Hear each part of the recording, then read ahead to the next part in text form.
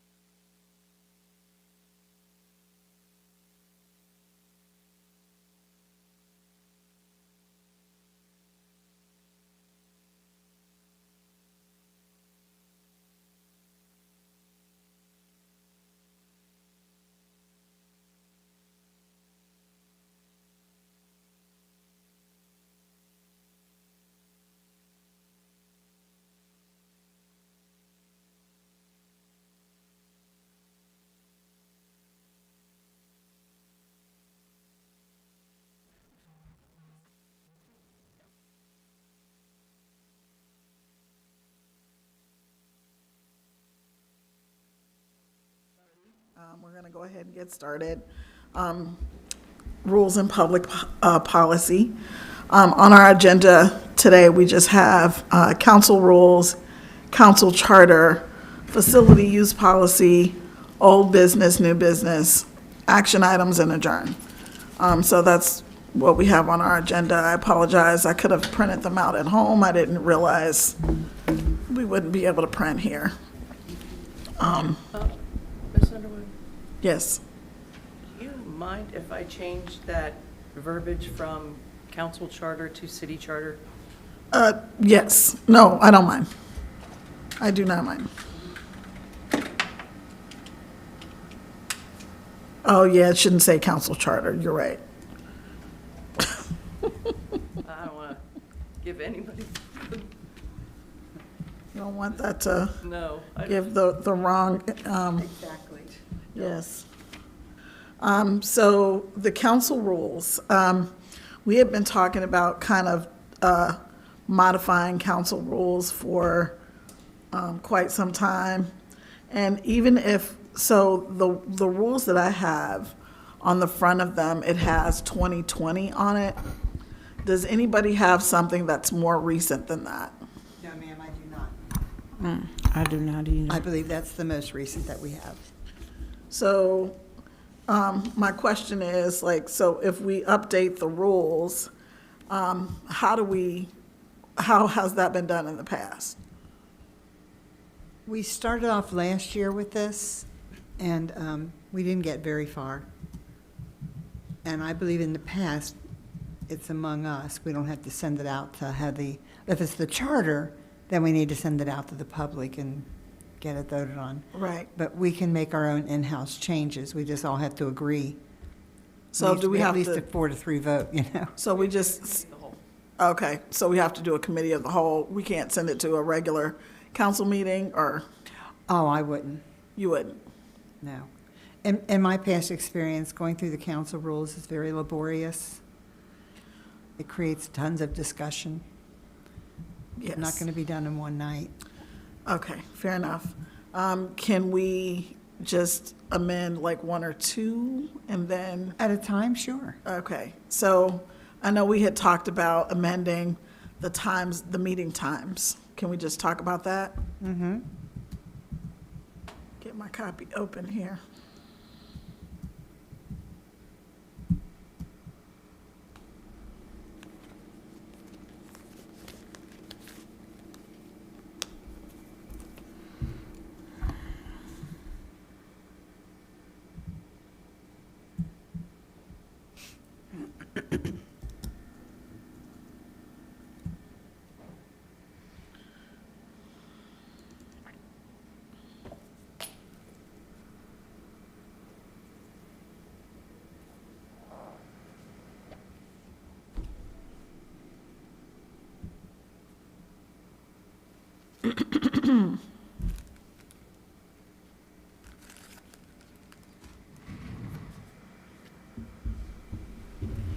So I'm looking at section 1.3. It talks about amendment and suspension of council rules.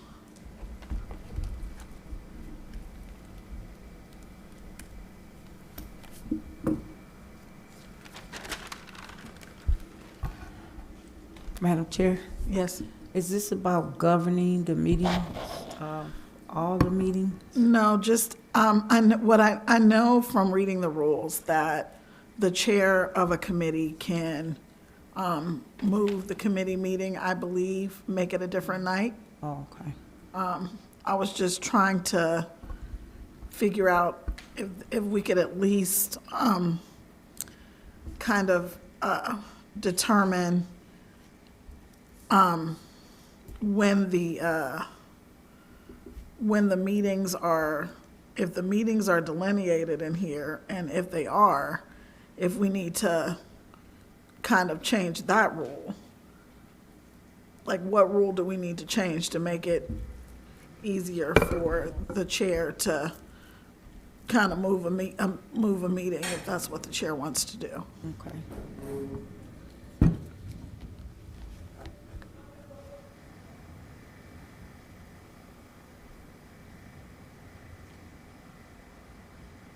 let's see. Is that to another night or another time or both? I think it's both, but I did not write it down, of course, because, let's see.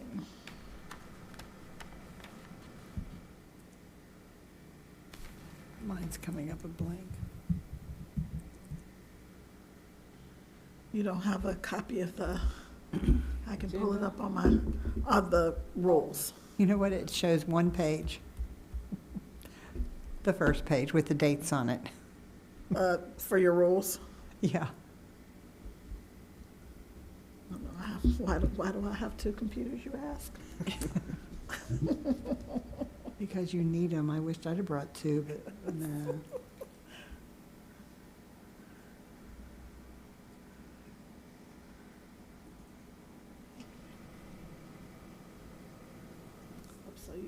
So you can be able to look at it. Okay.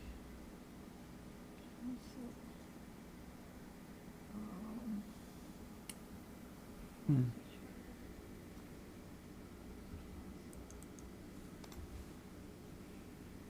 Here you go.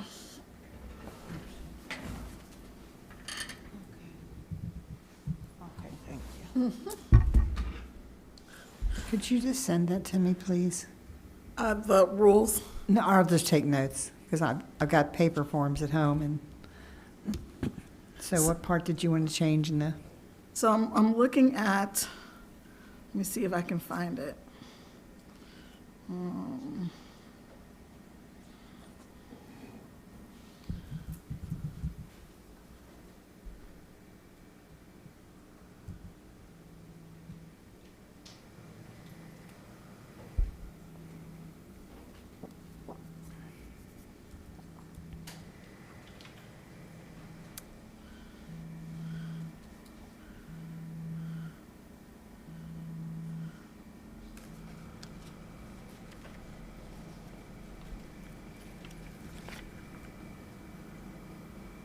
Okay, so I'm looking under committees right now. Committee meetings. It says under section 10.4, each committee shall meet regularly at the time and day specified by the chair of the committee. It says meetings may be canceled by the chair unless a majority of the committee objects to the cancellation. And a schedule of planned committee meetings will be presented by committee chairs, allowing citizens, administration officials, and members to plan and prepare for the meetings in advance. Standing committees will generally meet once a month or less frequently at the discretion of the committee chair. The committee meeting schedule shall be staggered so that there are committee meetings every other week. Okay. And what were the changes you wanted to make? I mean, I don't necessarily have a problem with my meeting time, but I know that you have mentioned you wanted to try to move your meeting time at one point. I was only going to accommodate you so that you wouldn't have to rush getting home from work. So 7:30 is good for me. Okay. Okay, that's, Madam Chair, yes, ma'am. it primarily probably will be about me and Arias because her finance meeting is way longer. Okay, If she could probably use some of my time, if that's the case. I don't know if she can get here earlier, sooner, or something. You know, I don't know. Madam Chair, yes. I believe she goes to the school board meeting before, so I don't know that she can get here any earlier. Okay. I agree. Okay. Well, my meeting time is 6:30. I'm fine with that. I mean, I love 6:30. I thought, I'm sorry, Madam Chair. Okay, I thought as I recall, the discussion about changing meeting times was around putting all the meetings on one night right. versus Having two separate two nights. separate Mondays. Yeah, so what we would have to do is we would have to change this rule here that says that the committee meetings have to be staggered. It says the committee meeting schedule shall be staggered so that there are committee meetings every other week. What is that, 10-3, Yes, oh, 10.4. 10-4?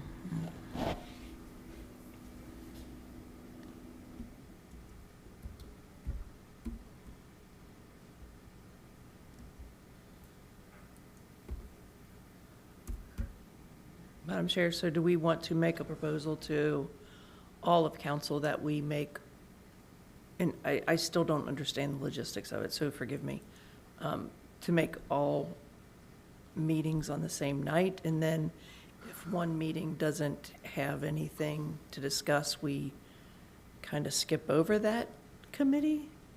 I don't know, maybe make the meeting shorter. I mean, because there are times when we could get through at least rules and public policy in 30 minutes. There are times when because it seems to me like rules and public policy either goes 30 minutes or 3 hours. There's like no in between, depending on what we're trying to figure out or discuss. So if, with that being the case, if, rules and public policy can be 30 minutes and, one of the other committees can be 30 minutes, then we can certainly do them all on the same night. But we would have to amend this particular rule to accommodate that.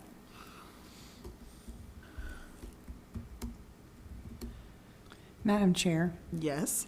if I recall, in my earlier years on council, there were 7 council members and 7 committees, but only 2 dedicated Mondays to get those in, and that was done on an as-need basis.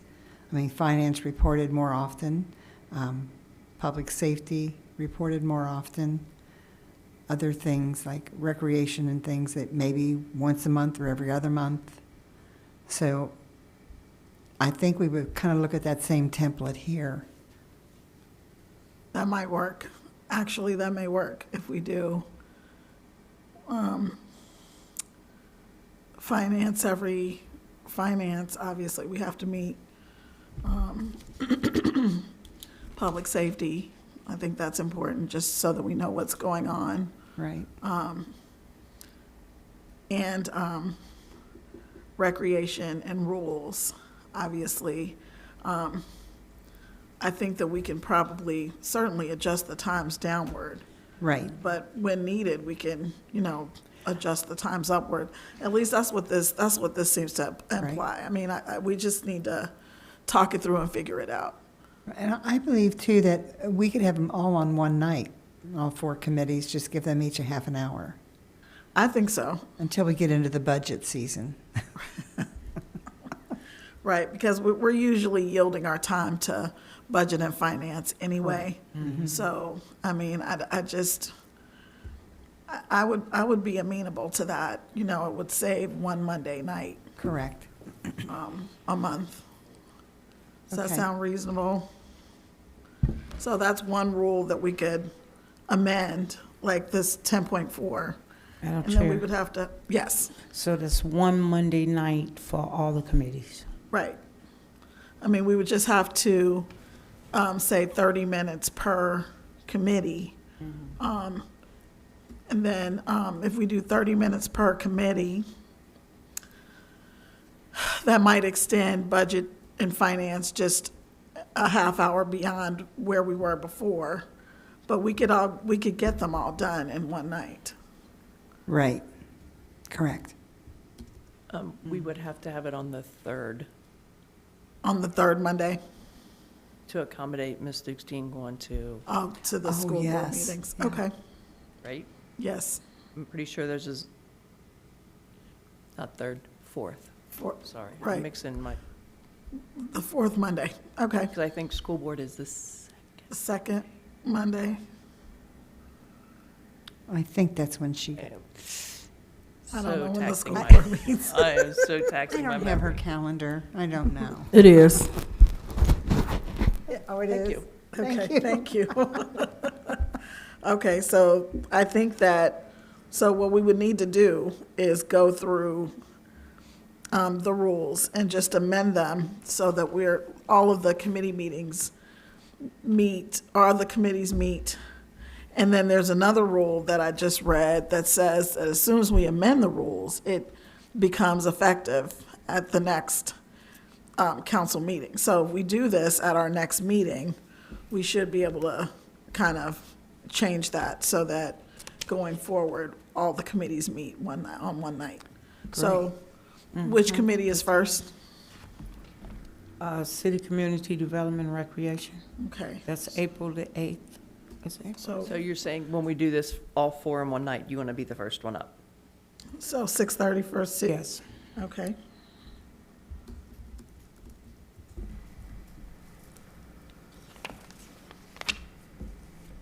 That's April the 8th. So city community first and then rules and public policy, if that's okay?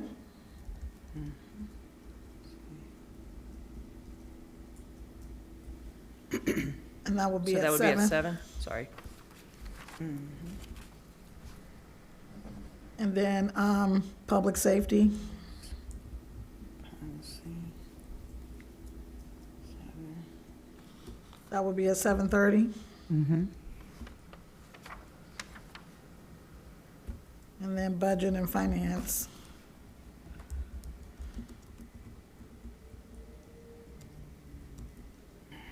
At 8.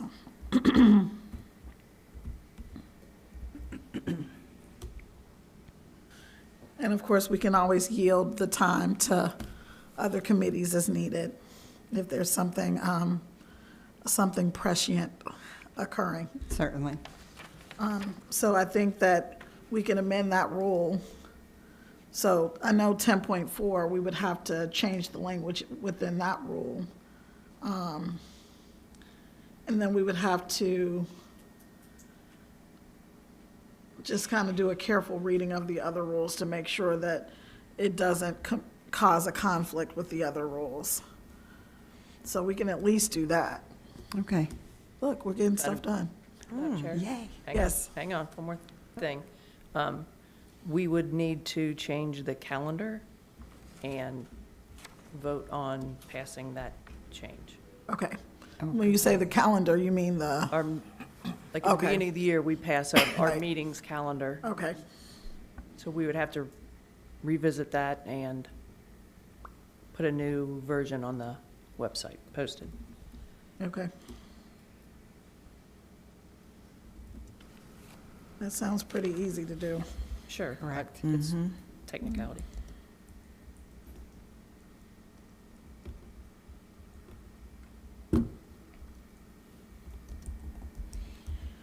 Okay.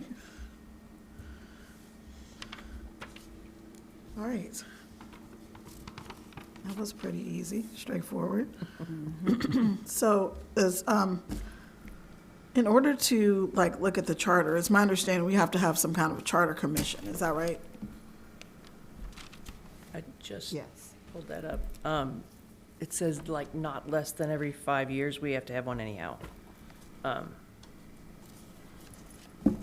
I don't think we're on that timeline, but we can review it anytime we want. Just keeping in mind that in order to change the charter, it does take a vote of the citizens to make that change, and so that means getting on the ballot, and that does cost money. That's not a deterrent. Right, That's I know, it's information. just, yeah,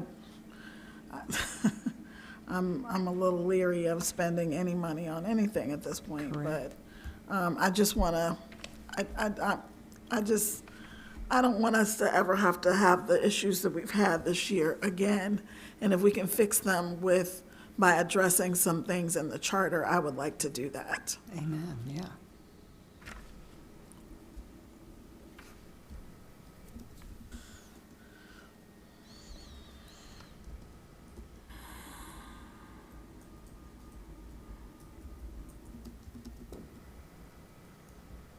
Do you have any idea about how much it cost the last time North College Hill did that?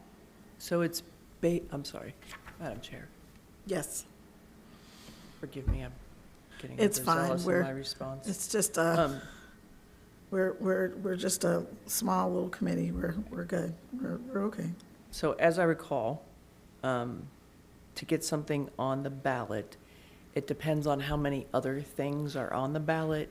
So like if there's 10 things on the ballot, whatever it costs the Board of Elections to print all of that up, the Board of Elections divides it by all 10 people and they bill you. If you are like if you're having a special election and think of the joint fire district, when we Right. did that, we were the only ones on the ballot. And it cost us, I want to say, in the neighborhood of $15,000 to $20,000 just to put that on the ballot. Correct. I thought it was 17, so you're in the ballpark, yeah. Yeah, but in a presidential election year, that would be Right. a good time to be on the It would. ballot. Yes, it would. Okay. That sounds, I don't know, that sounds like a plan. Okay, so I guess I'll figure that out. Madam Chair, Yes.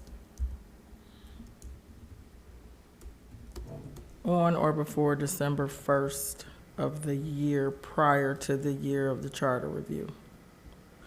So whatever needs to happen, has to happen before that time. I'm trying to remember when the last change was made. That was when Mr. Miller Novak was here. Correct. I do believe that I was a part of that. I believe that's what I was a part of, but that was before I was on council, and I've been on council at least 4 years, so it's been at least 4 years ago. Right, you were the committee. I was a part of the committee. Yes. The copy of the charter that I have says 2020, if that is a factor at all. Yeah, September be. 8th. Is that the one you have? I'm sorry, Madam Chair. I don't have a month on mine, it just says 2020. I could Mine be. has September 8th, 2020. Okay. So is it, It does, I found it, sorry. oh, is that right, September 8th, Yes. 2020? Does it say that we're limited to the 5-year window, or? It says a charter review commission shall be created not less than once each 5 years on or before December 1st of the year prior to the year of the charter review, for the purpose of reviewing this charter to determine if amendments are necessary to conform to the changing needs of the municipality or to recommend other additions. So we would have needed to form the committee before December 1st of last year. Of last year. In order to be on the ballot this year. Okay. So, Madam Chair, so it's too late for that? Well, at least, it sounds like it's too late to be on the ballot for this year.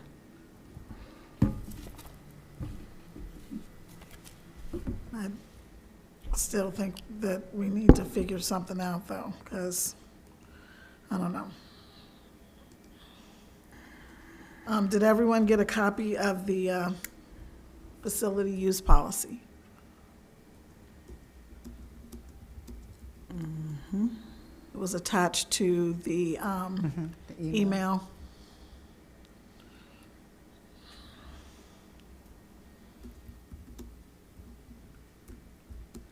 So the one that I have, Madam Chair, yes, can I hold you on the charter thing for a minute? yes. Like, how do we put a placeholder out there so that in December, or isn't that what the date was? It has to be There. created before December 1st, so So in November, when the election rolls around, we need to know to create that Create that. commission, yes. who's going to remember that? I think we all will. I think we all will. I think right. that we've had a very, going to call it unique year. So I think that we will remember 2024. Most And we certainly. need to create that commission to address some, just some holes in the charter, I would say. Unless you keep it on your agenda in old business, just as a, I can do that. There's a place, oh, I'm sorry, Madam Chair. Absolutely. No, you're fine. That sounds like a wonderful idea. I will do that. I put it there in the minutes. Okay. Okay, so, The facility use policy, the one that I have is dated 2022. Does anyone have a newer one? No, ma'am. What was the date? I'm sorry. October of 2022. Did you not receive the one that Ms. Clear sent out? That was the one she sent to us. That's the only one I have.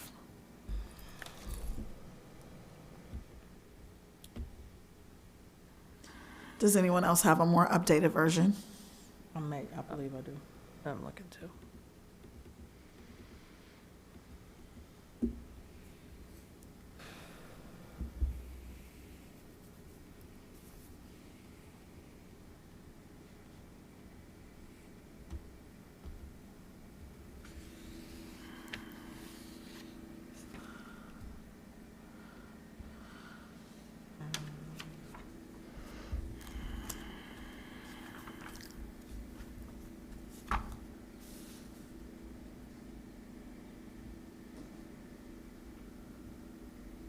Thought I did, but I can't find it.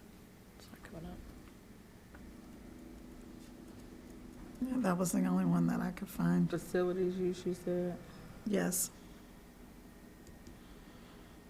Mhm. Let's see.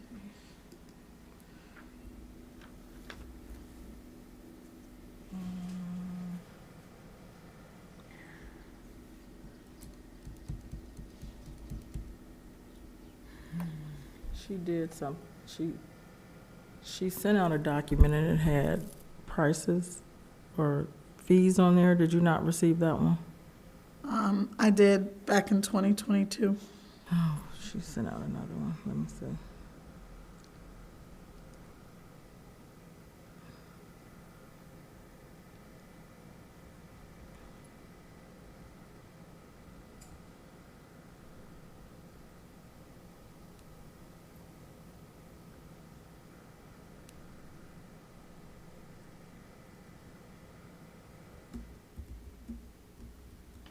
Back in March of 2023, she asked for time on the agenda. And I believe that she did come to the meeting and present something to us, but I don't have an attachment to that email.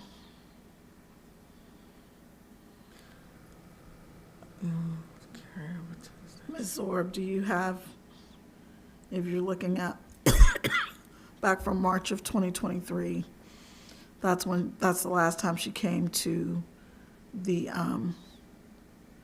to our meeting.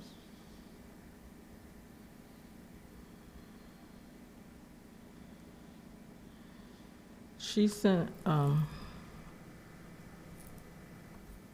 sorry, Madam Chair. Ms. Brunner, did you discuss that in your last meeting? Ms. Brunner, Oh, excuse me. did you discuss the facilities in your last meeting? No, not our last meeting. She didn't even show up to the last meeting. So it wouldn't be the last one. Okay, I do see an She email didn't- from January of 2023. I apologize, I don't mean to interrupt. Let me see. And it looks like there's a rental agreement and, what is the other one? Okay. That is an updated one.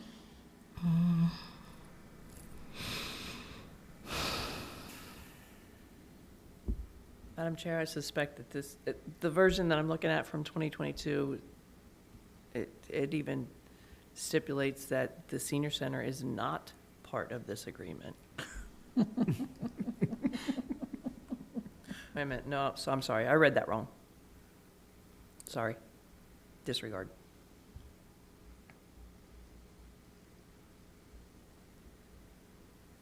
The one that was attached to the email in 2023 is the same one. It has that same date on it. No, I did read it right. It says, this facility use policy does not include parks and recreation department facilities, the North College Hill Senior Center, and public safety building. So it is specifically omitted Okay, so, from this 2022 version. okay, so does, Madam Mayor, Yes, ma'am. does Ms. Clear have an updated policy that she's created? She did create a document, and that document has fees on it.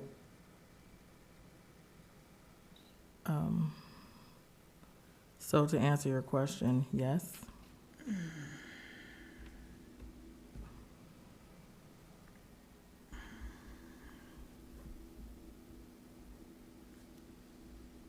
I'm gonna step out and call her to see if she can send it.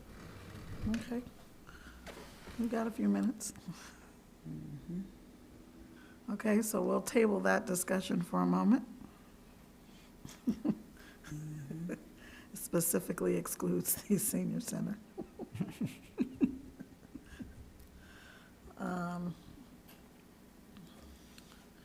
Okay, so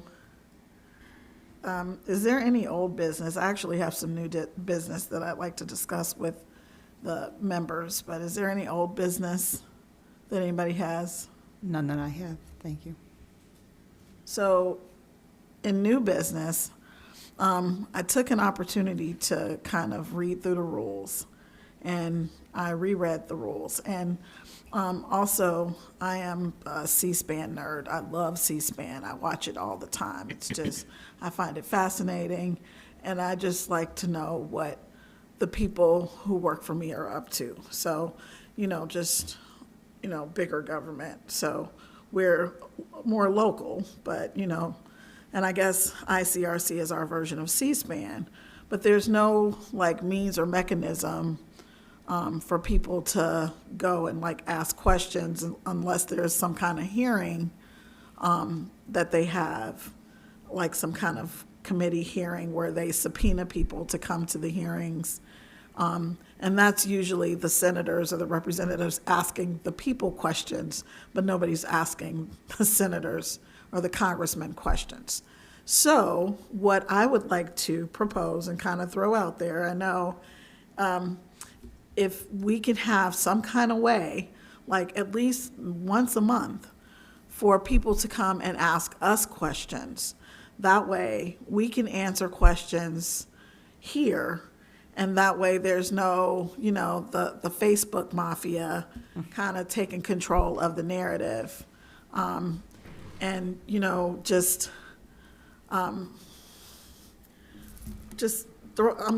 going to throw that out there, and just what does everybody think about that? Madam Chair, Yes. you're meaning 1 month invitation for the public to come ask questions? Just like an invitation out, and just welcome to come ask anything? Not necessarily an invitation, but just Right. have a place in a meeting, one meeting a month. I mean, obviously, there would have to be some guidelines, you would have to maybe sign up a day before or something online, and, put your question in writing, so that if we need to find an answer, we could have time to find the answer, and then we can address those questions, or we can even make it the Thursday before the Monday meeting, just as long as the questions come in before that. That way we can, answer those questions, and it's, an accurate answer. And if we can't answer, we can say, we can't answer this question, and here's why. What does everybody think about that? I know that nobody does it, but that doesn't mean we can't. Madam Chair, Yes.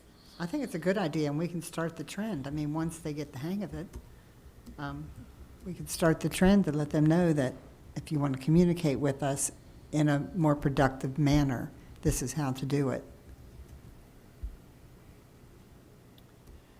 Madam Chair, so. Yes. I got two thoughts. And yes, they hurt.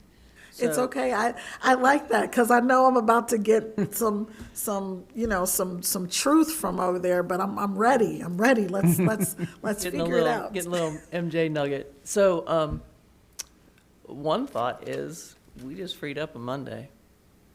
We did. I don't want to take up the Monday though. I don't want to do that. Let's not go Okay. backwards. All right. The other thought is, truthfully, we have that mechanism now in our council meetings. people could email us now in a council meeting. And actually, if they email us ahead of time, they get 5 minutes to speak versus showing up, you get 3 minutes to speak, according to the council rules.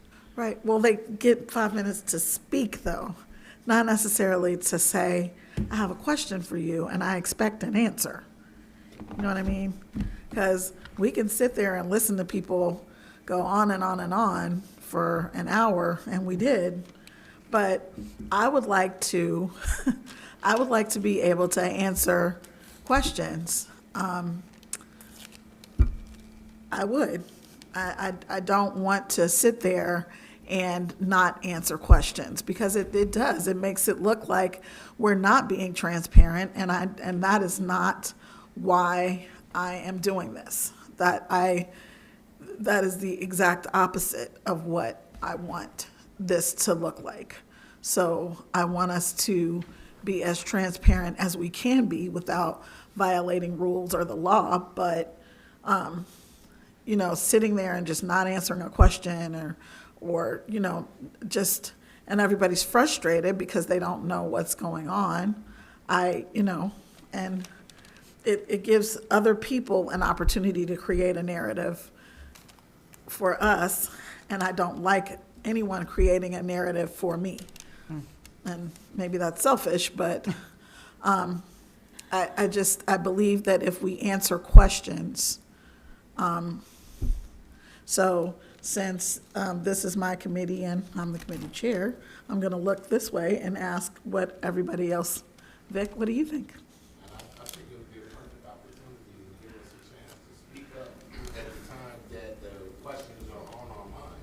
Right. I mean, to take away, because I was there at the city council meeting when it was discussed about the limitation of the audience participants in the community.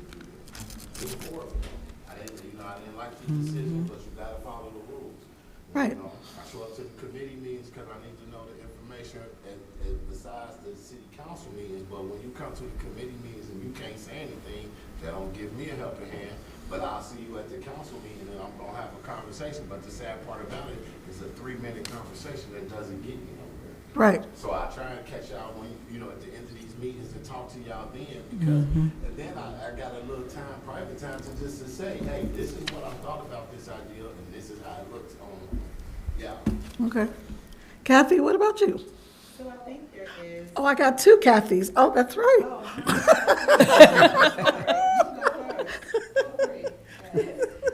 I commend you for wanting to increase transparency. I think that's a wonderful idea and thought. This is the first committee meeting that I've attended. I have not attended a council meeting, so I don't feel that I should really give much of an opinion on how it should work until I know a little bit more about how it is working. But I like that. Okay. So the other Kathy. So let me ask a question Sure. before I prepare an answer. So at this last Monday, at the 18th, at the meeting we had at the high school, Mike Graver said we're not answering questions. He said that. However, because there was such a great amount of time left at the end, I asked council to respond. So is it normal, before I ask my question, or answer your question, is it normal for council to not respond at the council meetings when questions are posed? Right. So my understanding is that you sign up to speak and then you come and speak at the council meetings, and correct me if I'm wrong. And then you speak for however long, 3 minutes or 5 minutes, but that's kind of it. But what I'm kind of proposing is a question. You have a question, I answer your question, or the president answers your question, or we have a designated person, whoever, answer the question. And because we get the questions ahead of time, if we need to get further information to provide an answer, an accurate answer, we can say, here is the answer to your question, because I don't think that it does anybody any good when, everybody's talking, but we're here and we're not answering anybody's questions. And I'm going to be transparent with you about this. you know, my daughter and my son-in-law live in North College Hill. They watch the meetings and they're like, hey, Mom, so how come you don't answer questions? Isn't, you know, why can't you give an answer? I'm like, okay, yeah, that's a good point. So I'm just kind of throwing that out there. And I mean, I don't want it to be like the Wild Wild West or anything. I want it to be kind of some kind of structure. But I just want some kind of means or mechanism for us to just, that way your questions are answered. So let me now answer your question. I believe that there is a significant gap of transparency.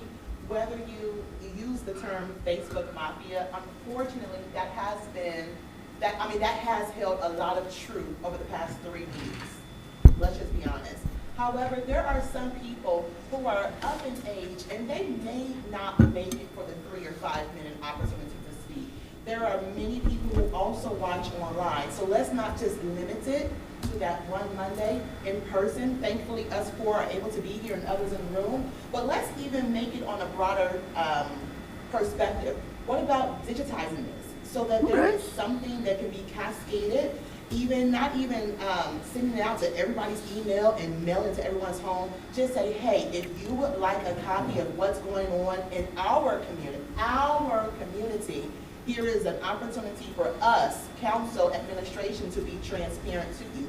And honestly, a person may not have a question because their information is already answered, i.e. I've heard it, I've been here 6 years, but I've heard such great things about a newsletter from Mayor Brooks. So I'm thinking, if in fact there was some level of transparency, even if I don't have a question, I can still know what's happening with the rules and policy meeting, what's happening with budget and finance, what's happening with parks and recreation. I can still be in the know, and that could probably eliminate a lot of questions, that if we had a clear transparency. Okay, that makes sense. I like it. Vic, yeah? I wanted to say something to that because I mean, it sounds great. It's all positive. Okay, before you say something, this is something my fellow council members know about me. Tell me how I can do something. Don't tell me how I can't or why I can't, because you know That's the thing. don't tell me why I can't. It ain't that you can't do it. We can, I'm saying of course. What you have to add to it. Okay. Because it ain't just the internet and everything else. You know, if you want complete transparency, let's get out and communicate with one another. I show up to the meetings. The more of us young individuals who show up to these meetings, listening to the information, getting the correct information from these council members, we can now transparent that to the individuals, older individuals who don't listen, who don't be on the internet, who really get their information from the stream of community members who talk about it. Let's be able to transpire the correct information instead of being on the internet giving out assumed information. Come to the meetings. The younger people are the older people's key to being transparent. Because I'm physical, because I can get up and show up to these meetings at times that even some younger people can't make it to the meetings, as long as we come in and getting the correct information and passing the correct information on, and we communicate with one another. Let's get out in the community. These councils are holding functions for us to meet one another. I'm tired of being my neighbor's stranger. I don't know Kathy. Why don't I know her? This community ain't that big. I should know her. I should be able to give her information. Kathy, this is Vic. Vic, this is Kathy. And I learned that's how we meet each other, by showing up. You can't ask the council, your city government, to provide a platform or do something if we're not taking advantage of it. Madam Chair. Ms. Dukestein, oh, I'm sorry. Let me just also add to that, I agree with that. However, from what I understood, committee meetings are not open for discussion from the audience, so I appreciate, is that correct?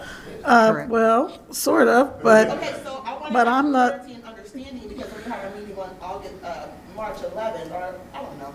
I think it was the very first, March 11th. I was told at that meeting, it is not open for discussion, and that was the budget and finance meeting. So I I'm looking at the charter, I'm listening to you all, I'm looking at the charter, I'm listening to you all, and I just want there to be transparency and understanding. So if we can speak at committee meetings, absolutely, I'm all for it. If we cannot speak rather, let's. What I will tell you about, specifically about committee meetings, the committee chair has a lot of latitude with regard to how that individual runs their committees. Like, they can cancel it or move it or whatever. That's what we were talking about earlier. And one of the things, that's what I put under new business, I want to create a means to communicate with the community, answer specific questions. So what I'm getting is maybe a newsletter of some kind, maybe an email, something where we answer questions, an official Facebook page, something like that where we can answer questions, and that seems reasonable to me. Because I just think that's important. Ms. Dukestein, I saw your hand. Thank you. I'm sorry, do you mind if I just put one caveat to her comment before Sure. you chime in? I know you said that the chair has latitude within your committee, and I agree with that, with the caveat that it does have to fall under the title of Right. your. Of course. So I just want to right. So throw that out there before that right. goes So crazy. this is the Rules and Public Policy Committee.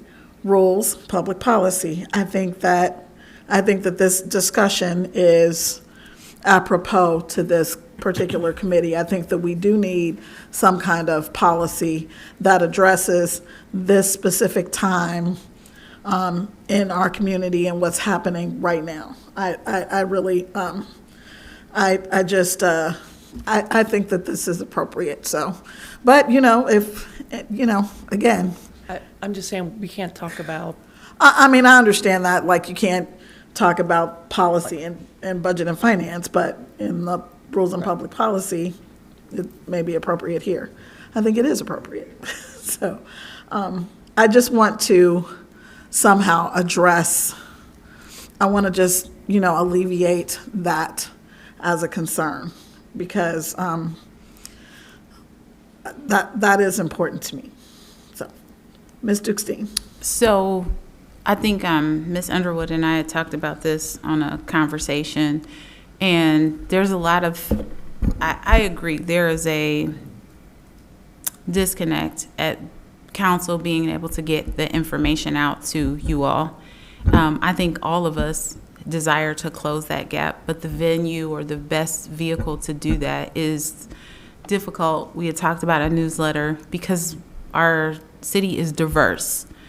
2-parent homes, single-parent homes, senior, foreign people, people of foreign descent. So I guess my question to you all is, what's the best way? Because the newsletter can't capture the amount of information in one of these committees.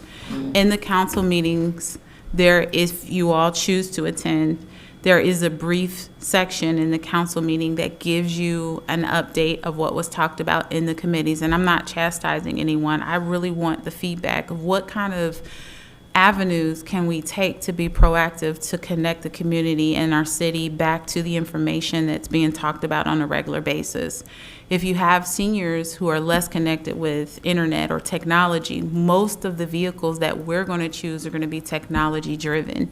We have very little manpower in our city building, in our administration, so it would require somebody to create, per se, a newsletter, which I'm not opposed to, but it only has so much information it can hold. These committee meetings take care of a lot of our official business.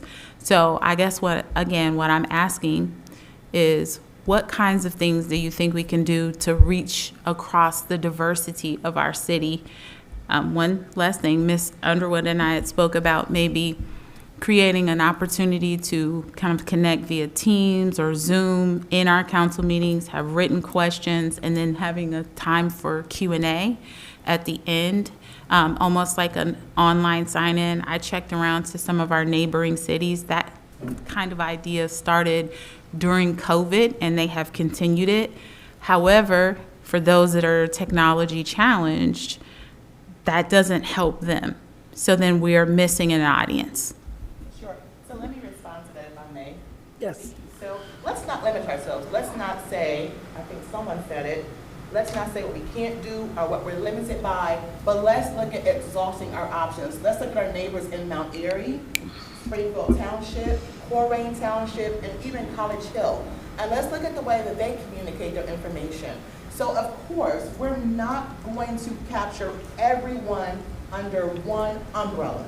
I am more digitized. If I want to find out what's happening in my city, my state, or my country, I'm going to go to a reliable source, C-SPAN, or CNN, or MSNBC. My grandmother, she actually may want to read it in the newspaper, or she may want to do it in a different form. Let's not limit ourselves. Let's consider if there's a cost factor. So for example, we do. North College Hill, I don't know if it's official, but North College Hill has a page that is operable. Maybe there's a cost incurred for hiring someone, I use that word super loosely, to maintain that. And I am saying, you don't have to answer all of my questions, but just at least let us know you hear us, you see us, and even the questions that we asked last Monday on the 18th, so many are still unanswered a week later. So letting us know that you hear us, you see us, we are not being ignored, and that you really care. And not you per se, this is just for administration and council as a whole. You see us, you hear us, and that you really authentically, with your whole heart, care. And if, again, you may not capture everyone on the newsletter, you may not capture everyone on the Facebook, you may capture some people who don't even care at all. But for those who care, let's tap into them. Let's make sure they understand. Let them know that we are present. We are working on our benefit as citizens. And let's just start there. And even what we start next month may be something we just roll out for a 6-month period and say, oh guys, that didn't work. Let's go back to the drawing board. Let's try something different. But at least if we give it a try, we can't say it didn't work because we never tried. There's some gentlemen kind of sitting in the back of the room. Did anybody else want to kind of chime in? I mean, you got great ideas, you know, it's just, I just hope, you guys can make it work. We can make it work. Oh, we can do it, for sure. Did you want to chime in? I know that you're not really here for this meeting. No, I'm good. I'm good, just listening and taking in information. Okay. Vic and then Kathy. Okay, so I just wanted to say that at the end of the day, it is all good. Stop forgetting that we are the key. Residents, we're the key. We're the key to fixing the transparency between our city government and the residents itself. How are we the key? Open up your door. Pull your blind up. Stop acting like we don't know each other. Drive by my house, my blind's falling. And listen, the more and more people we can get ourselves, residents who's coming up to the city council meetings, who's able to listen to the information that they're able to provide us, you know, and answer the questions that they're able to answer, even if we bring them to them, or even more residents bring them to them, the more information we get from them, the ideas that they have, the more information we get for showing up to meetings, so that way they can disperse this information. And guess what? Your next door neighbor can ask you, and you can give them the correct information, even if it's from C-SPAN. I get information from C-SPAN, but guess where I verify that? Right here at the council meeting. Because everything is distorted everywhere. But your mind and ears is not distorted when you're sitting at the council meeting and you're actually hearing what they're saying and getting the information. And the times that they don't answer that question, stick around. I guarantee you that they was itching to answer it, so they don't mind that they have the time answering that question. I disagree with you wholeheartedly because over the past 3 weeks, I'm a very transparent person. Unfortunately, our council did not know. And I heard that from more than one, I heard it. They did not know, and they were not corrected from. They did not answer because they did not, no. Madam Chair. Yes. Now, I appreciate this conversation. I love this conversation, but I also want to be respectful of our time. So our meeting ends in approximately 5 minutes, so. Madam Chair, can I just say one thing before? Yes, ma'am. I think what it is when these things arise and there's questions, the answers should be out there expeditiously. Yeah. And they waiting too long to be answered. And if they not waiting too long to be answered, it should be a reason why. Well, that's kind of why. And I think that's, Yeah, I think that's pretty much why so much stuff is flying everywhere. Okay. You know? Who was, okay, Ms. Dukestein. I just want to make sure you were finished, Ms. Curtin. Cat Curtin. I just wanted to let you know that I heard what you said, and this is not directed to you, this is just speaking publicly. But again, if I walk up to, I'm gonna use Jane Doe for just this reference, I say, hey, Jane Doe, I elected you for city council, I wanna know what's happening. What's going on with fire? What's going on with police? Why am I reading all these things? And I'm asking you directly, and you say, Kathy, I don't know. I don't know.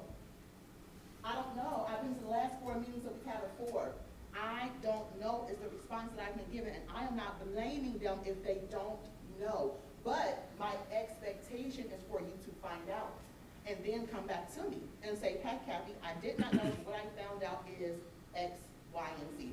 Then I will say, okay, well, let's bridge that gap. The reason why you didn't know is because X, Y, and Z. Let's make sure in the future, if something were to happen inside of the, I'm going to use the word family, that you are made aware and that you are able to communicate and cascade that to those who are inquiring, like myself. To have an answer of I don't know, it's okay. Don't lie to me. Tell me you don't know, and then find the answer and then appropriately to respond. I agree with that. I'll be super quick. So I just want to say, I don't think for us that we don't want to close the gap, but I think in all honesty, we thought that we were putting things out there in a way that you can, because people can attend the meetings publicly, they're open to the public. We thought that they're televised. You can look the minutes up for the committees online. We did previously talk about a newsletter, and we're trying to target the demographic of people who are not technology driven. It's been a constant conversation. We may not have done the best, but I do believe that we do care and want to keep people connected. And then as for us not knowing, some of us not knowing, I think, is being mistaken for we're just not able to speak on it. And it seems like we don't want to answer when we're asked questions that we can't speak on. And then some stuff is just still developing over the weeks that you guys were asking questions. And so we could not provide answers. Now that's probably the unknowing part of it. We were still kind of discovering as things unfolded. And there's going to be that ambiguity when you have a lot of like coming and going of employees and, you know, the things that made the different departments upset. Okay, so, Madam Mayor, did you figure out about the facility use policy? I did send it to you. Okay, so I will continue that for our next meeting, which I hope will be the big combined meeting. And I will make sure that I add to council agenda to amend that rule that allows us, all the meetings to meet on the same night. So I'll make sure that it's detailed enough so that we can at least do that. Madam Chair, Yes, I have, if we have time, I have Yes. one more new sure, item that I'd like to talk about. okay. Throw out into the ether and see if it lands anywhere. So I have heard a couple of times that the residents want to know about legislation before we vote on it. They want to Okay. see it, they want to feel it, they want to touch it, they want to read it. And our current process for that is after we vote on it and it either passes or fails, then it gets posted to the website. So what I thought that maybe we can look into, or we can come up with an alternative, but just because I don't want to just throw an issue out there and not have a potential solution. I was thinking maybe we could have something on the website that says, like draft legislation. Pending legislation. That's better. Yes. Pending legislation. Absolutely. I think And it's that's a just- great idea. I do too. On the website while it's being discussed or while it's on the agenda before it's passed. Absolutely. I think that that's something very easy to do. I think that's really easy to do. Okay, yeah. Because, I mean, I know we've already talked about this, but that also gives, because we have a false expectation of our residents to know when we're voting on stuff, to come up and talk to us about it, because we even have remarks from the audience Right. about legislation, but if nobody knows we're voting on it, then how do they know to come To up come and and tell talk us to us, about right. it? So, I mean, anyhow. I think that's a great idea. And again, I think that that's something we can very easily remedy and change. So, okay. It is 7:31 and I will adjourn this, today's meeting. Thank you all for participating, and I will turn it over to our next meeting. Thank you. We were asked earlier if we could introduce ourselves, because some audience members really don't know all of our names. And so I'd like to start with Ms. Zorb. Introduce yourself. Hi, I am Mary Jo Zorb. Mary Dewald. Donna Bruner. Erica Underwood. Thank you, ladies. So tonight's a Public Safety Committee. We have not met in a while for reasons I really don't want to get into. So first on our agenda, we have departmental presentations. And the first one is the Public Works. And this is Dave Huffman. And, oh, good, he's getting to a microphone. Awesome. Awesome. So Dave, if you could help us out. Good evening. My name is Dave Huffman. I am the Supervisor of Public Works here at North College Hill. I am currently been here for 2 months. I run a crew of 5 gentlemen as we speak right now. Here at Public Works, we do numerous different jobs, from running our sweeper trucks, picking up litter, drain cleaning, brush removal. We are right now just kind of getting back on track and almost reinventing ourselves as a public works department, coming up with more efficient matters in the way we do things, being more engaging out in the community, and letting the community know that we are here to continue to provide as best a service as we can with the equipment and tools that we have. Right now, I have created a 3-phase plan for the Public Works Department. Phase 1, we are assessing and prioritizing the needs of inside our department and out on the streets, going over broken equipment, things that need to be repaired, fixed, looking into adding more staff. Phase 2 is repair and rebuild. This includes relationships with other departments, with the community itself, and with road repairs such as drains, road potholes, street sign repairs, just in generalization of upkeep of the city itself. The final plan that we have is just what we would call our preventative maintenance plan. This is looking into crack sealing of new paved roads so we can make the life expectancy of the roads longer, saving the city money in the long run. This is also keeping up with our sweeping jobs and allowing our guys to be more engaged in park and recreations once we finish these ideas and plans as we go forward. As I said, right now we are staffing 5 guys. We have one retiring May 1st. He has been with us for just a little over 26 years. We have another individual who has been with us for 36 years, and another one who has been with us for 20. So we definitely have the experience to teach some of the younger guys that we have hired on. We recently promoted a part-time individual to a full-time status to help us out as we move along in getting our crews back together and in working order. Yeah, as of right now, we are engaging in anywhere from 2 to 3 hours of litter cleanup per day. It is a massive problem that we have around here. Once we finish with those, most of my guys usually go out and are doing single-person jobs, such as today, where we were cleaning second and first alley, removing couches, sofas. Any given day, we pick up between 15 and 25 tires abandoned on the roads and throughout the alleys. So we are focused on a lot of cleanup time right now, more so than we are in prioritizing the repairs to our roads. So that is Public Works in a sense to start off with. Thank you. That's a lot. Does anybody have any questions for Mr. Huffman? I do.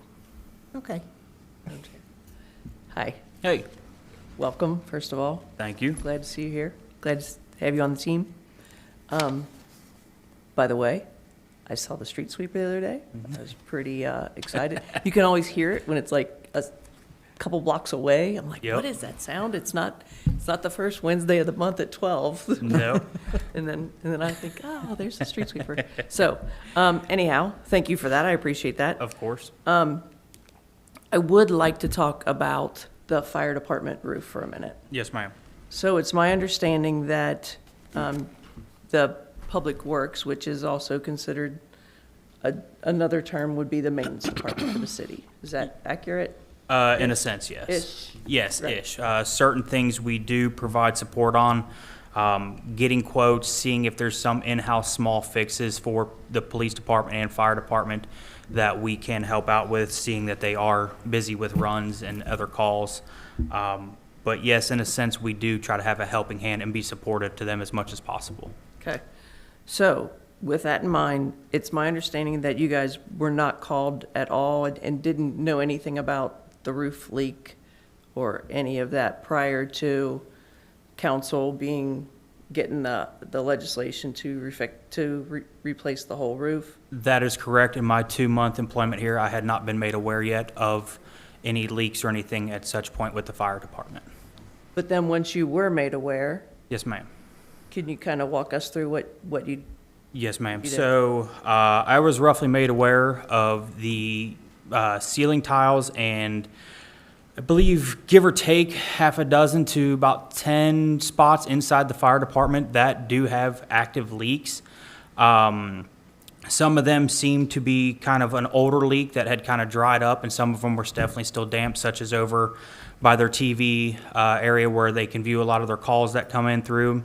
Another one that's important was over their bunks. There was 2 spots over their bunk rooms that were still actively dripping, and then there was one in their main bathroom that was still actively dripping also. We were told 2 weeks ago right before a storm came through to go up and put a tarp over the bathroom hole, which it comes down by a vent cover that is up there. The tricky part with flat roofs is we may be able to block it off with a tarp, but it'll still find a way under. Being so symmetrical and everything, water's going to find the path of least resistance to wherever the cracks or a hole is in that building. During that same week, we did have a state-inspected company called Kangaroof come out. They are a company that does roof repairs. We had one of their inspectors come out and take pictures of the roof and give us kind of an inspection through it. He did determine that there are some damages to the roof, and we have pictures of those here. He said that concerning the fire department, things look decent. There has been repairs and coatings on the roof in this past, which I did find out was in the last 5 years that there was repairs made to the roof. It still appears to be holding. They believe that they can solve some of the leaks with another coating system that was put on 5 years ago by a different company. Given that being said, he also did mention that just because they do this doesn't mean it's going to stop. So they offer a second time to come out and coat again, and then if that it does continue to leak, they will then dive further in, which will be us paying money to them to come back out, do a full depth inspection, and then a complete tear out or replacement of the roof as this particular company sees fit. So that is, for the most part, the entire information that I have so far regarding the roof, and being able to go off of what Mr. Jacob Maters from Kangaroo Roof, the inspector, had determined. Madam Chair. Yes, ma'am. I know, I'm writing. Mr. Huffman, when you read their statement, you said some. So what is their suggestion for the sum?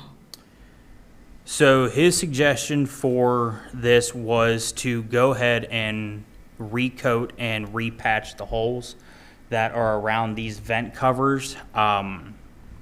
That was his belief, and that was what he decided to come up with his quote, is he would come out and have his crews coat it, seal it again, patch around these areas, and then wait to the next rainstorm and see where this water goes to next.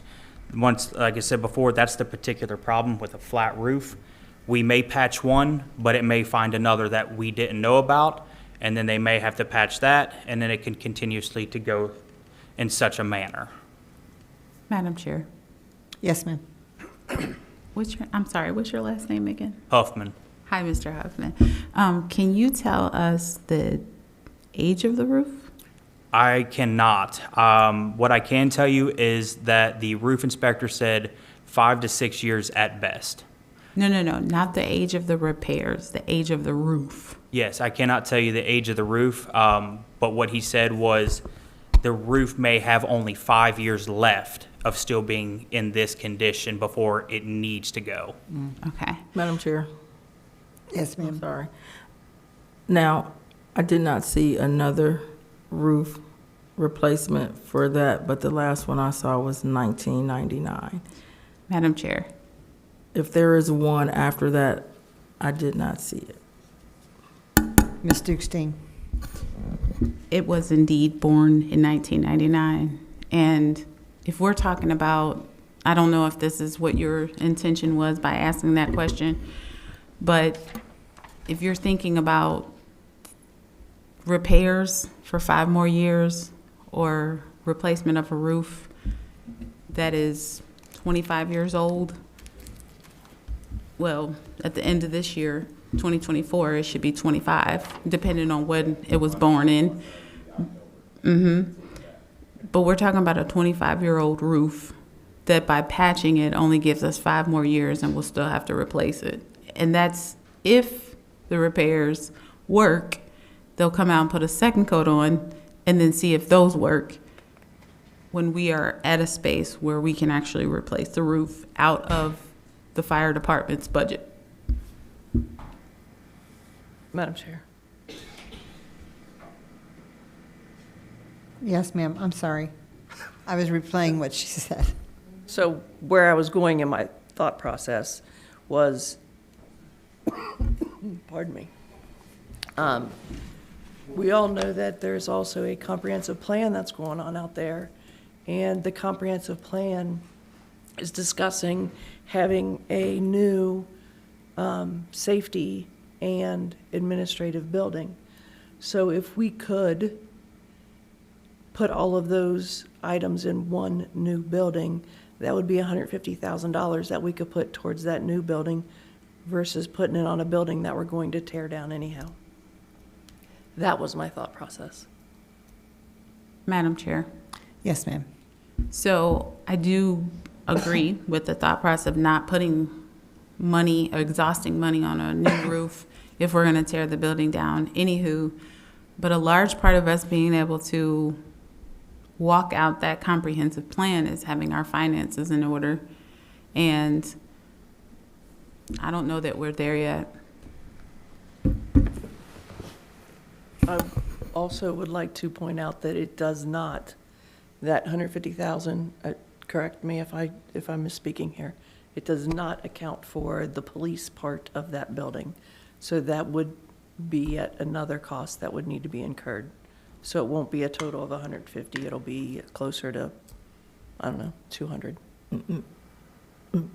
Madam Chair, Yes, ma'am. Yes, Mayor. I do believe that the building, that roof is in different sections.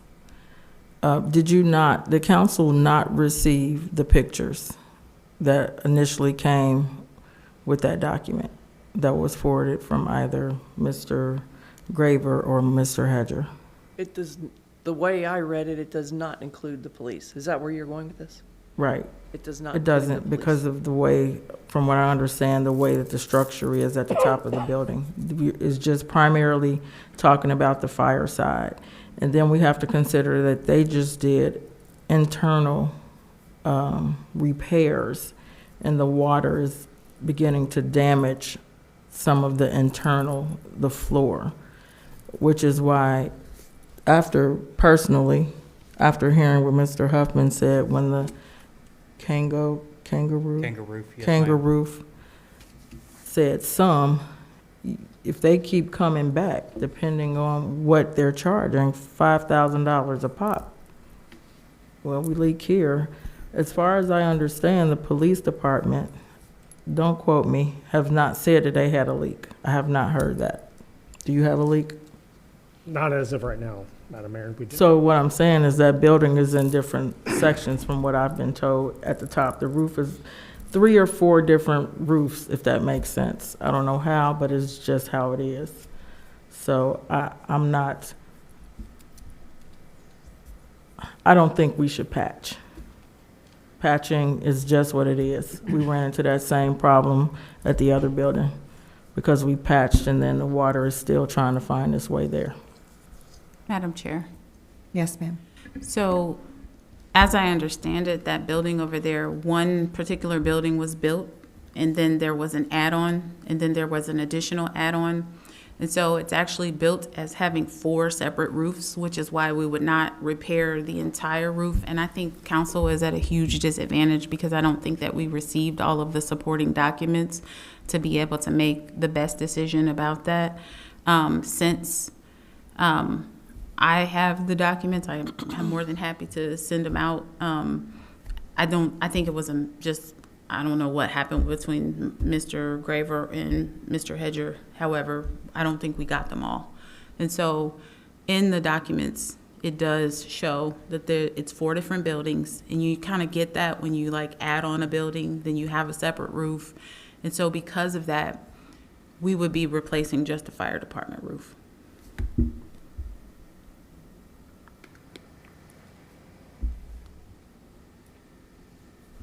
So, Ms. Sixteen, is that to say that the police side has no leakage?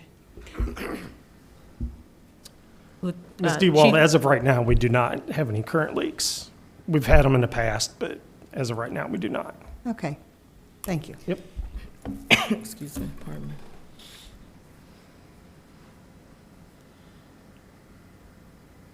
Can we move on then? Okay. Yes, ma'am. We have up next Officer Cheney, who was the interim police chief at the time, and he has some reports for us. Yeah, Lieutenant Craig Cheney, interim police chief. I gave you all a packet of February stats. It's a little convoluted to look at. I apologize for that. I kind of broke it down into just some important things you guys may consider because the actual report's 144 pages, so. Well, thank you for this. Yes, it's very in-depth. So the first page just gives you an observation of offenses and incidents. So like the number was a total of 114 for the month of February. Then the second page kind of breaks down the type of calls we had. As you can see, theft, 2 categories, both were high. Unfortunately, it doesn't tell me, so there's 2 theft categories we will have, one from businesses, and then the other one will be theft from motor vehicles, which unfortunately we experience here, people breaking into cars and getting into stuff. So, breaks it down that way for you, breaks it down in hours of the times that we get the calls, the days, the amount of days, the week and what day has the highest call volume. Like I said, offenses by hour. This is like 25 pages, so I'm sure you do not want me to read through every single page. As you can see, coming over the last couple pages is our daily activities. It's 760 of those, which includes officer created runs or runs that we respond to. So when I say officer created runs, we will put in like a directed patrol when we go through the apartment complexes to mark that we've gone through it. So with 2 people on a night, most apartment complexes have somebody going through it 2 to 3 times a night, depending on how busy we are. Right, sure. Like, unfortunately, this weekend, I have to give a shout out to my crew this weekend. They were phenomenal. We had a shooting up at the bar that thankfully nobody was shot, but it was a shootout. Individual tried to fire into the crowd, and luckily the security guard up there kind of returned fire and prevented probably some casualties. We had a shooting on Devonwood that we believe was a domestic related incident that's still under, both incidents are obviously under investigation. So busy weekend for them, plus an armed robbery of a delivery driver that they ended up stealing his car and everything else. So we luckily recovered the car a couple hours later, and it was processed for DNA and everything today. So Wow. So I just have to give especially my night crew, those 2 ladies were super busy. I received a call every night from them, so, which I do not mind. I want them to call me if they need help, so that's what I'm here for. Perfect. Couple other things on the agenda. Obviously, last week was a tough week for us.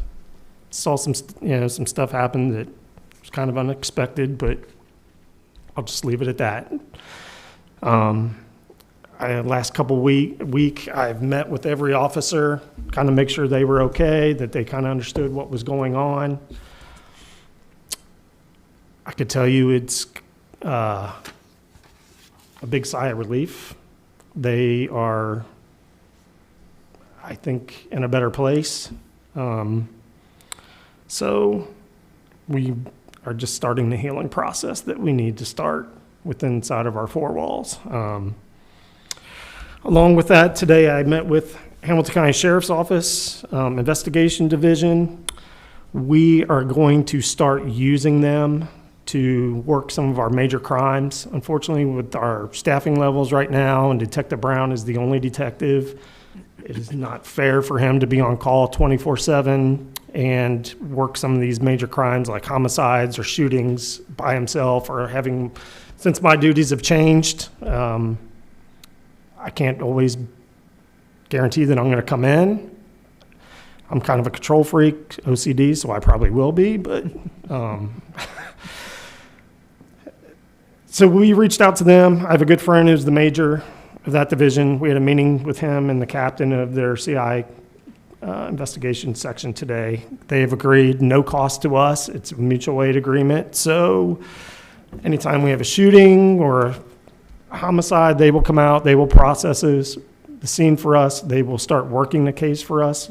Detective Brown will then join them and be a part of their team, so we're not left out, but they will run the major portion of it. And one reason why I did that is a lot of times in these homicides, the suspects will flee, and if we, as a small agency, sign the charges on them, we would be responsible for going to and getting them, even if it's like in Texas or California. We don't have the resources to do that. If we outsource some of this to the sheriff's office, they file the charges, they have a fugitive unit that will go and get the person. So, Nice. and plus they have so many more resources than we do. I mean, they have a budget that's huge compared, and they have intelligence units and people that just sit at a desk and do nothing but intelligence works on the cases. So I went with this because I've witnessed what they've done a couple times, and Mount Healthy has the same partnership with them. And when they had a shooting on New Year's Day, the county brought out at least 8 detectives at the scene, and it was just a shooting. Suspect was going to be okay. They had 2 more people down at the hospital. with us, if I brought in 10 people, it would be almost my entire agency. So Exactly, I exactly. can't do that, so this is just the smart way to go, I think, for us. So other than that, I do not have anything else.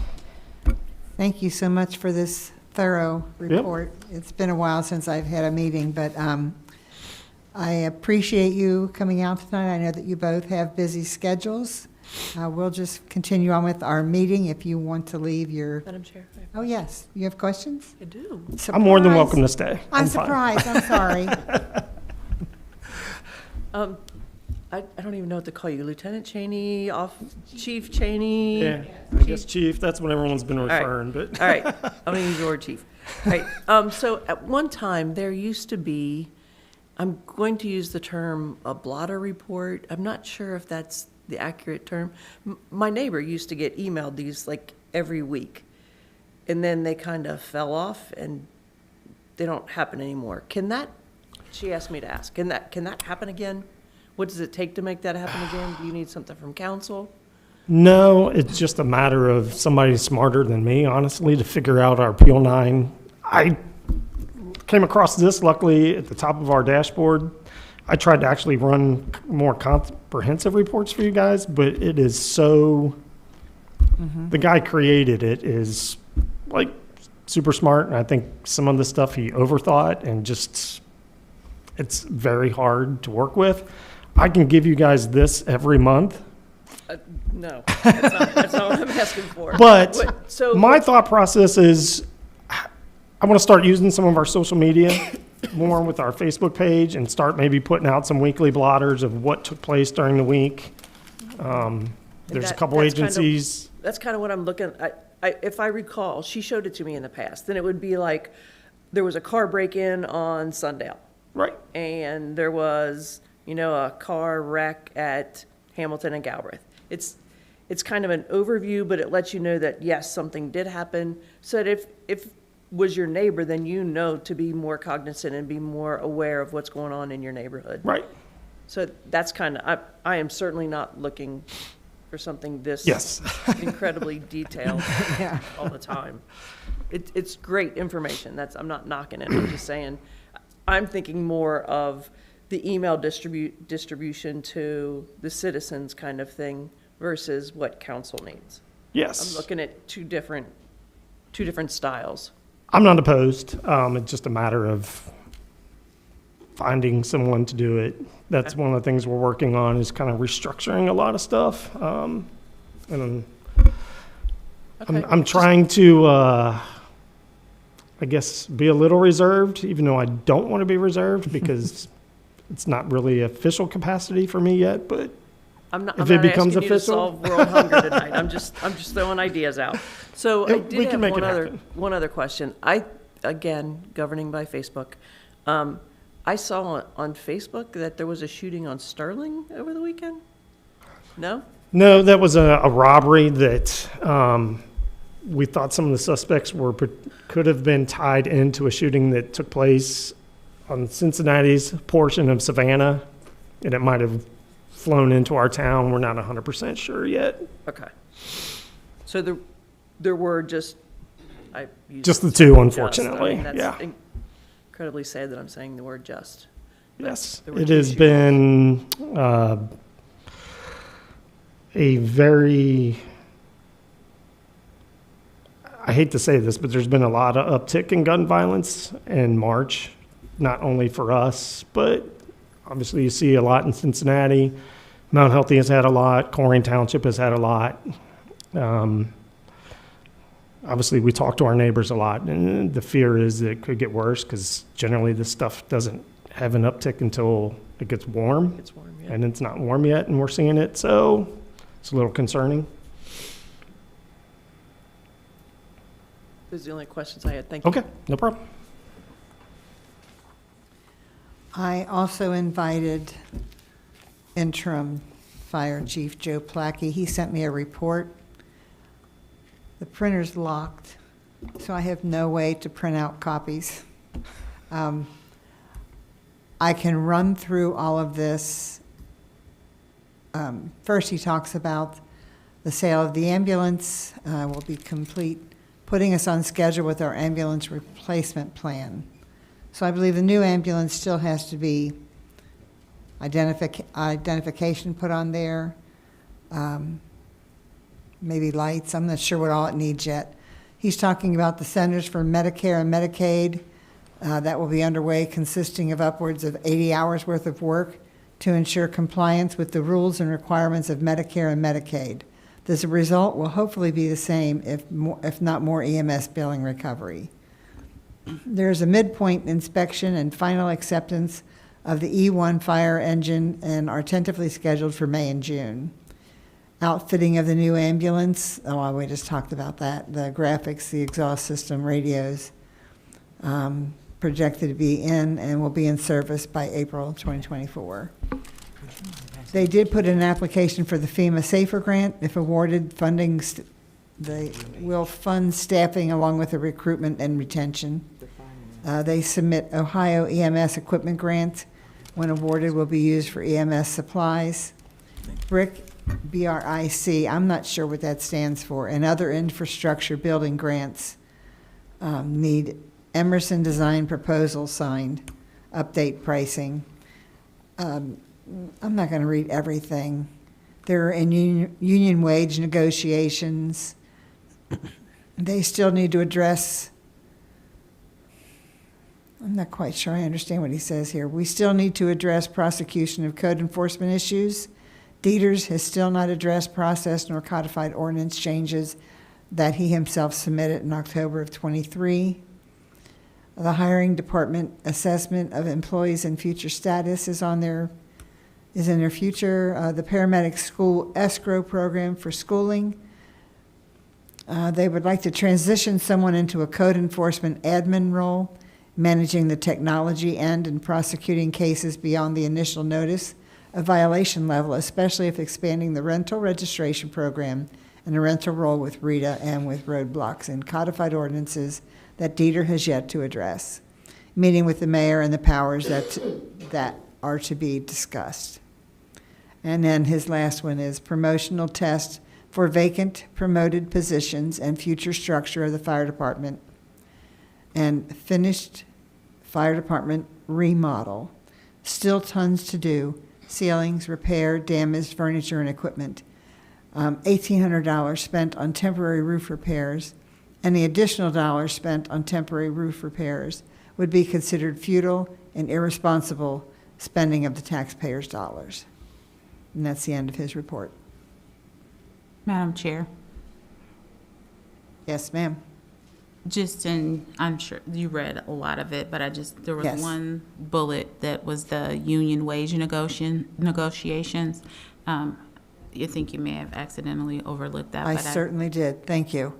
You said it. I did? Oh, Okay. so where is it? Because I'm scrolling here It's the fourth one up from the bottom on the first page. on the first page. Oh, union wage negotiations. Yeah, I think So is their contract up? he didn't, I'm sorry. It's coming up. I don't know if you remember us talking about that when the SOP for the police at the beginning of, that was the beginning of 2023. It's not up, but it's coming up. And so we did talk about somebody from council kind of sitting in on those meetings to talk about their negotiations for their union. And they are, that was the other caveat. So I don't know if you all saw that Mount Healthy, our neighboring city, they just recently revamped their pay scale according to their union contract, and they gave them a 15% raise across the board. So now we have the lowest paid firefighters around. And so I'm sure that's why it's on here, because that's probably positioning ourselves a problem. And why that's important, particularly now, is because we're understaffed. And we would want to get fully staffed to have our fire department back functioning well. Thank you. Are there any other questions? Madam Chair from Yes. Public Works. Speaking on that, Public Works union contract is also up at this time.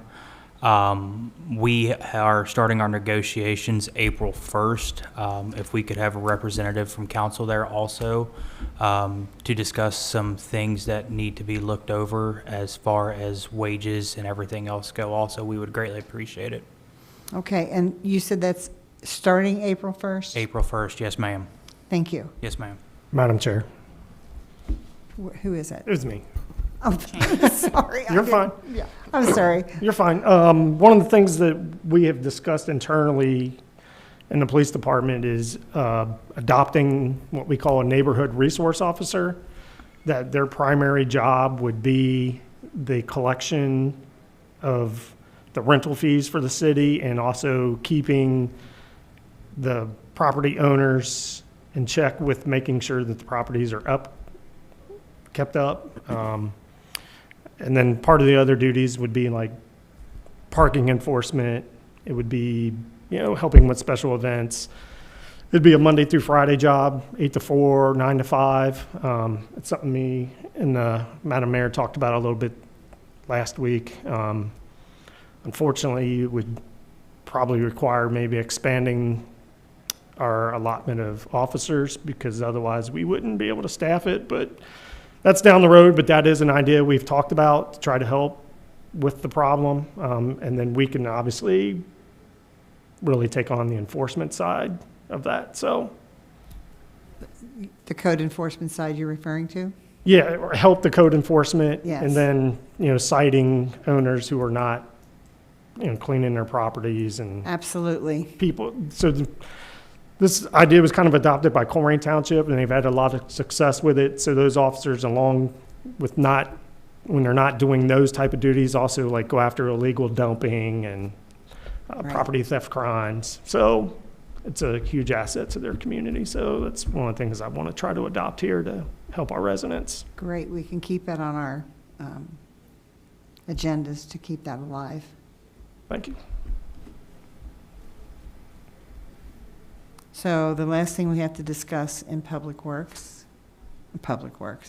safety, is the ongoing issue of speed humps. It's never been resolved, discussed in length, and quite honestly, I'm not sure where we left it. We didn't really look at anything particular, but we did talk about different types from different communities. So I'm asking council to direct me on how to move forward on this. Madam Chair, Yes, ma'am. has anyone seen the new ones up at North Bend and in Hamilton? They got more. I have not. There's some new ones in College Hill at North Bend and Hamilton, and there's new ones in Mount Airy on North Bend. But I don't know, I seem to recall that Ms. Ike was looking into getting a traffic study done. Do we know if that ever got kicked off? I don't have any information on that. Right. May I make a comment on that? Yes. So the traffic counter was discussed at one point. I have personally used one at Mount Healthy where it can give you the rate of speed, the how many tires, if it's a motorcycle, if it's a car. They can tell you the down pressure of the car. So if they're coming off, say, a slight hill or something to that effect, if there's a lot of different information that they have there. We participated in it on Adams Road, and we were able to clock anywhere from 10 to 15 people going 90 plus miles an hour over there. Personally using it, it did provide a lot of data for us to put in removable speed humps. We have used those before. When it comes to speed humps, the only thing that I ask is we keep in mind our plow drivers. When we have plows down in the snow, visibility can be difficult. So something readily removable or replaceable would benefit us to keep our drivers safe in that aspect. Madam Chair. Ms. Dukestein? Thank you for that. Do you know how that works? Do we buy one, the speed, or we rent one? You can buy them. So what it is you take two cables and you stretch them across about 36 inches apart in the road, and you would wrap one end around a telephone pole with a gold data box that you use a padlock on. And once you say you leave it out for a week or however you determine how long you would like to do that, you bring it back. Our Public Works Director there, Justin Westridge, had access to it, and so did the police chief. And they would sit down and go over the notes of how many cars per hour, how many were speeding, how many were doing any type of reckless driving that involved speed, and then they would actually increase their patrols or look into putting in the humps there in those areas. So it's something that the city itself can buy through a local company. Madam Chair. Yes. So I want to make sure I understand. So this device it's like temporary and you can move it throughout, like if we bought one, Yes, ma'am. we could move it throughout and we could Yes, ma'am. We monitor can a move lot it to of- multiple locations. It takes about 10 minutes to set up. You would take a little mini sledgehammer, pound the nails into the pavement. They're easily removable. They do no damage. And the rubber lining that has the sensors inside is actually very durable. We've had cars that have, been riding on the rims and still not been able to cut through. So losing that data is pretty difficult to do, especially when you're able to lock it up and you can move it all throughout the city as you please and any given notice. As a follow-up question, would you be able to look into the purchase of one of those and perhaps get a quote Yes, to Ms. Dukes-Dean for the next finance? Yes, ma'am. Thank you. Yep. Great. Is that all right? I just threw that on your agenda. Is that all right? Is there any other discussion? Madam Chair, Yes. I was going to say, I don't know how much they cost, but that actually sounds much more inexpensive than a traffic study. I mean, that's kind of our own set of data where we can gauge and help the police Chief Cheney kind of make some decisions about what our safety should look like. It feels like it's a good direction to start looking into. So thank you for that. Yes, ma'am. Madam Chair, Yes, ma'am. you don't have me listed as a member, but I am a member of your committee. I will change that. Thank you.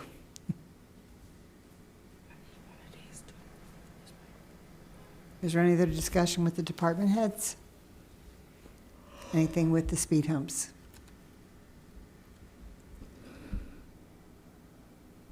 Any old business? Well, that would be the old business is the speed humps, but any new business? Well. Yes, Madam- ma'am. I'm sorry, Madam Chair. I just wanted to point out that those speed humps that are up there in North College Hill, those were the ones they're on Reading Road. They're just like those.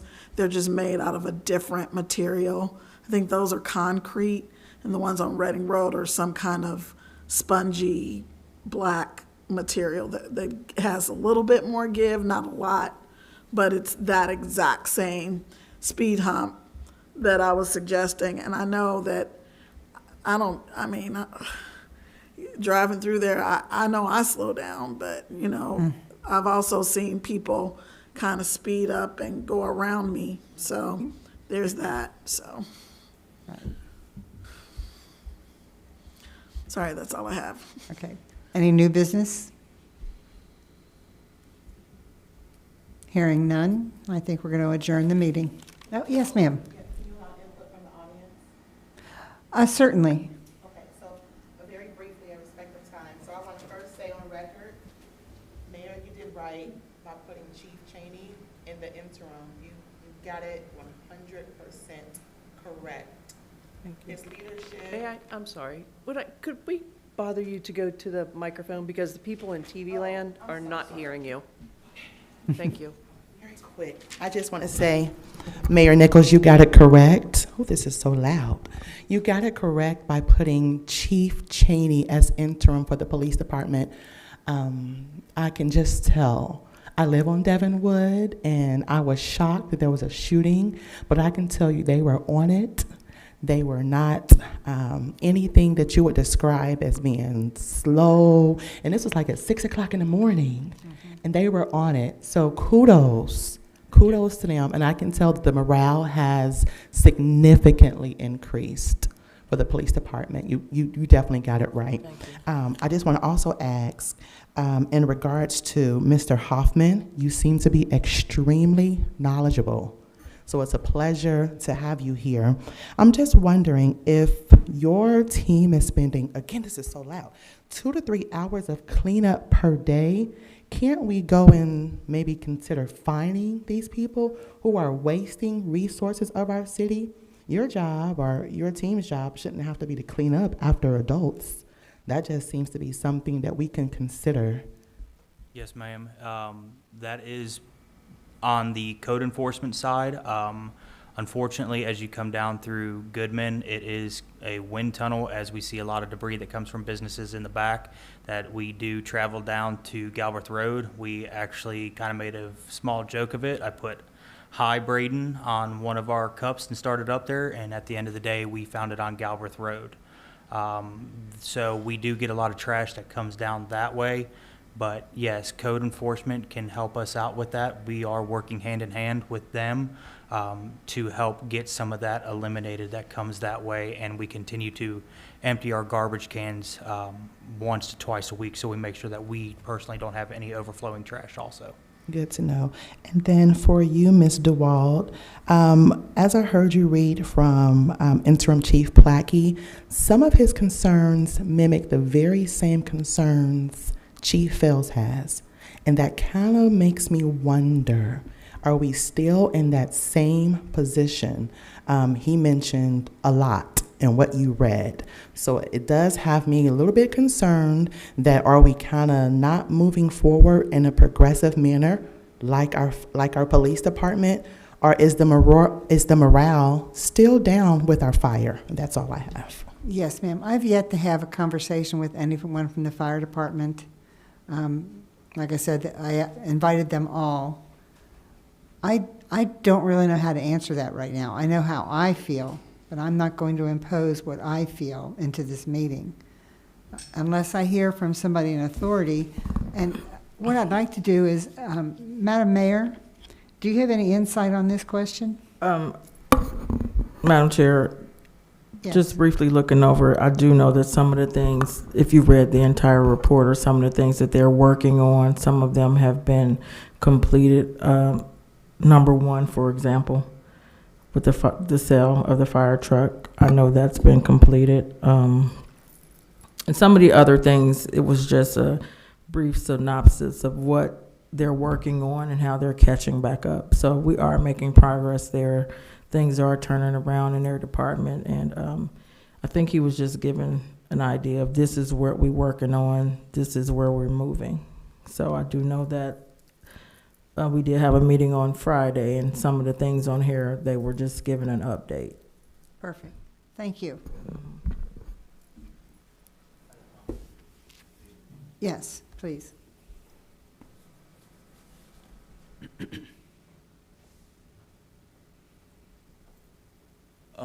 I live at like the corner of DeArmond and Parrish, and like there was another accident last Monday, and I think my neighbor came to the council meeting and talked about it, but they told her to come here. I guess like the problem I see with the intersection is like Parrish is very fast now. Like people regularly do like 40 or 50 on it, and there's no stop signs. Like there's a stop sign at Goodman, and then the next stop sign is Sundale maybe, and then there's not one till it dead ends, so like just people pick up speed and travel. And like so DeArmond is like a two-way, and it's not marked as a two-way, so people stop at DeArmond and then they turn because they think the people on Parrish are going to stop, and they don't, and they're going 40, and like a small car plowed into a small pickup truck and pushed them up into her yard, like passed through the sidewalk. So like it's just a matter of time before like a pedestrian gets killed. I just didn't know if we could get like a four-way stop, or I guess you're talking about speed bumps, which would be great, or even like worst case scenario, like getting like one of those like signs that says like cross traffic doesn't stop, just so that drivers are aware when they're on Parrish that the people coming the other way just aren't stopping. That was my public comment. Thank you. Chief Cheney. I'm sorry. No, I realize you're. I'm sorry, we were discussion now. actually discussing what he was talking about. Yeah, so is there any insight from you on this issue? Personally, I would like to see it to be a four-way stop. It'd probably be the safest for the city. The only other alternative would maybe to have some signs that say that Parrish is through traffic sign on each end of DeArmond, but he's right, we do have accidents there. Yeah, I mean, it's not overwhelming, but fortunately, I think COVID, people don't know how to drive since COVID. I don't know what's going on, but I have to agree. Traffic deaths during COVID went up per mile because people could drive faster. And like, there's like all these series of like basically traffic was saving lives for years because no one could speed, and now people just carry that. yeah. But we can look into it. I'll work with Mr. Huffman. We'll come up with a plan. I appreciate that. The four stop sign sounds like a Yeah. reasonable correction at this point. Then we'll go from there. Any other comments from the audience?